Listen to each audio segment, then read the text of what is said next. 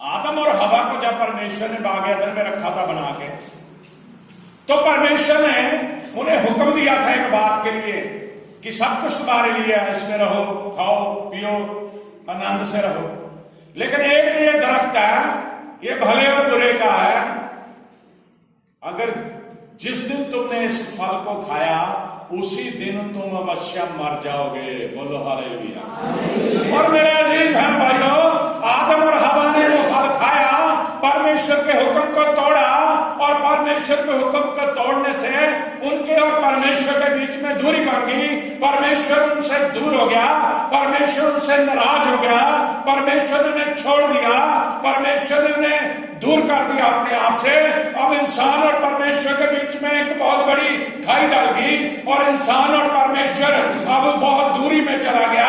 परमेश्वर इंसान से नाराज हो गया, और उस पाप के कारण धरती पे मृत्यु आ गई। बोलो हालेलुया। जब पाप के कारण मृत्यु आया, बाइबल में लिखा है पाप की मजदूरी तो मौत है। बोलो हालेलुया। पाप की मजदूरी मृत्यु है। बोलो हालेलुया। अगर आप अभी भी नहीं समझोगे तो जान लो कि पाप की मजदूरी अब जिस समय परमेश्वर ने अपने स्वरूप इंसान को बनाया था, यीशु मसीह उस समय भी थे। यीशु मसीह खुद परमेश्वर थे।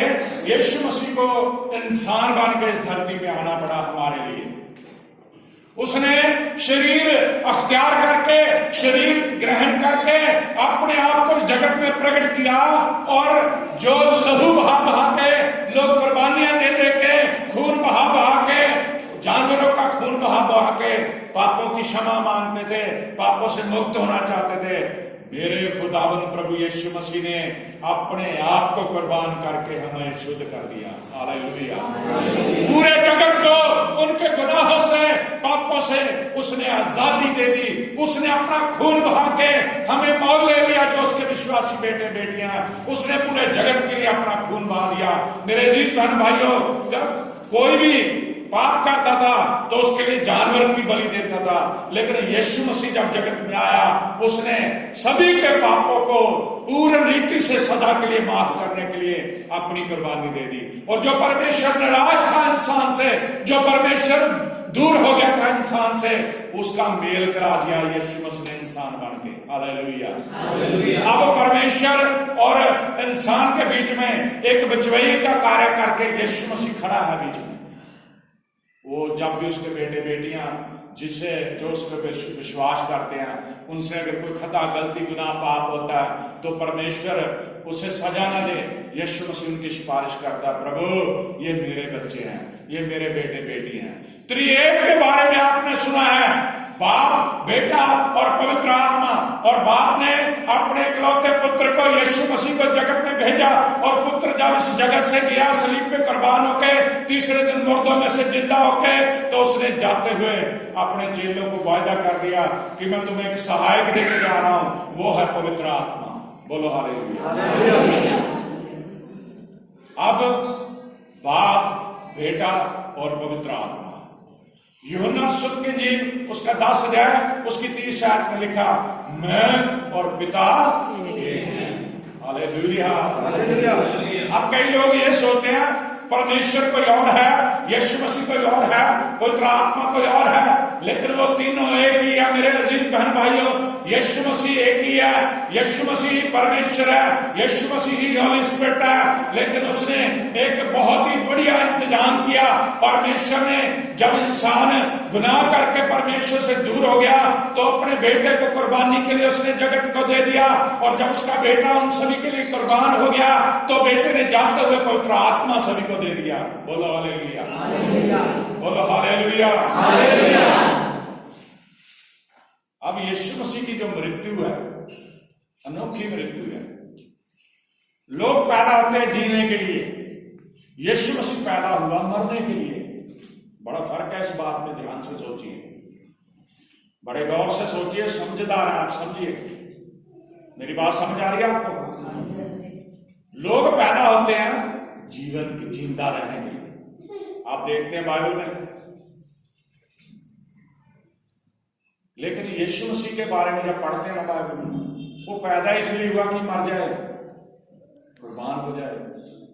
अजीब बात है, आज कोई बुढ़ा भी हो जाए और अगर वो मर जाए तो उसके परिवार के जी रो रो के बुरे हाल उनके हो जाते, वो चाहते नहीं कि मरे। किसी का कोई भी जीव मर जाए वो नहीं चाहते कि जुदा हो, मरे।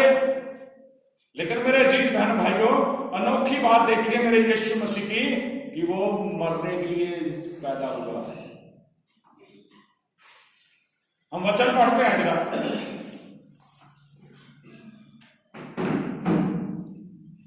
यशायाह नबी की पुस्तक है,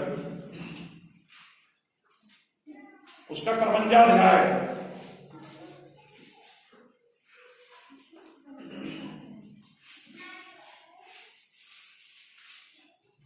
उसकी 5 आयत से पढ़ना शुरू, 5 से लेकर 10 तक।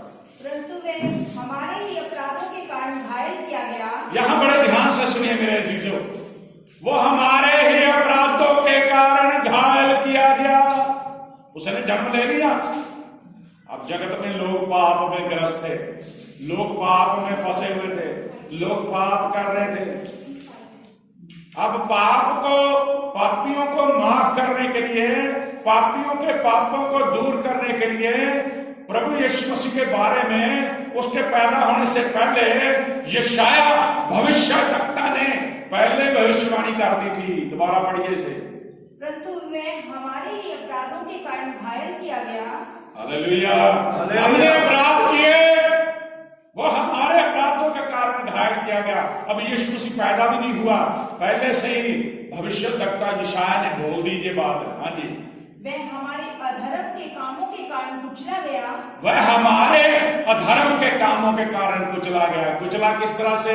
उसके सिर पे कांटों का ताज रखा, मेरे यीशु की पीठ पे लहू लहान कर दिया, कोड़े और ताली मारे, उसके हाथों में, दोनों हाथों में बड़े बड़े कील ठोके, उसके पैरों में कील ठोके, उसके सीने में नेजा मारा और बहुत सारा लहू उसके बह रहा है। उसके हाथों में जब कील रख के हथौड़ा मार रहे थे तो उस समय वो बहुत दर्द से कितना तड़प रहा होगा, लेकिन उसने हाय तक नहीं करी।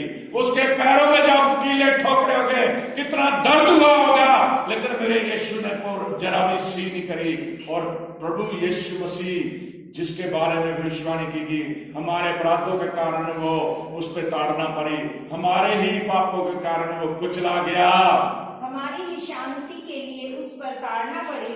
हमारी शांति के लिए, हमें सुकून देने के लिए, हमारे जीवन में शांति आ जाए, हमारा जीवन अच्छा हो जाए, उसे ताड़ना पड़ी, उसे थप्पड़ खाने पड़े, उसे लोगों का मजाक सहना पड़ा, उसके लिए लोगों ने उसे बहुत सारा बुरा भला कहा। हाँ जी, कि उसके कोड़े खाने से हम लोग चंगे हो जाएं। उसके कोड़े खाने से हम लोग चंगे हो जाएं।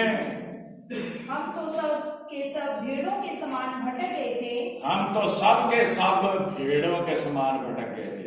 जैसे भेड़ एक ऐसा पशु है, वो आप देखिए पूरी किसी रोड पे जाते हो आपको झुंड मिलेगा, वो मालक कुछ नहीं करते, सिर्फ एक छड़ी छोटी सी पड़ी होती है, वो झुंड एक ही लाइन में इकट्ठा ही चलता है। उनको बहुत पहचान होती है अपने मालक की। लेकिन जो हम विश्वासी हैं, प्रभु यीशु मसीह की भेड़ें हैं, वो यहां लिखा, भेड़ों की नाई हम भटक गए थे। हम में से हर एक ने अपना अपना मार्ग लिया। क्या किया? हर एक ने अपना अपना मार्ग लिया।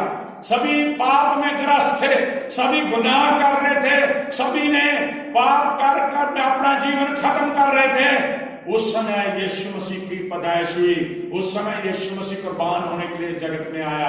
हाँ जी, और यहोवा ने हम सबों के अधर्म का बोझ उसी पर, यहोवा ने, पिता ने हम सबों के अधर्म का बोझ अपने पुत्र के ऊपर, उसी के ऊपर डाल दिया। वह सताया गया तो भी वह सहता रहा, वो सताया गया फिर भी सहता रहा, और अपना मुंह ना खोला, अपना मुंह तक नहीं खोला। जिस प्रकार भेड़ वध होने के समय और भेड़ी ऊंट कतरने के समय चुपचाप, जिस तरह भेड़ वध होने के समय और भेड़ की जब ऊन कतरते है चुपचाप खड़ी रहती है, वैसे ही उसने भी अपना मुंह ना खोला। वैसे ही उसने अपना मुंह ना खोला। 10 आयत तक ही पढ़ना। आमीन।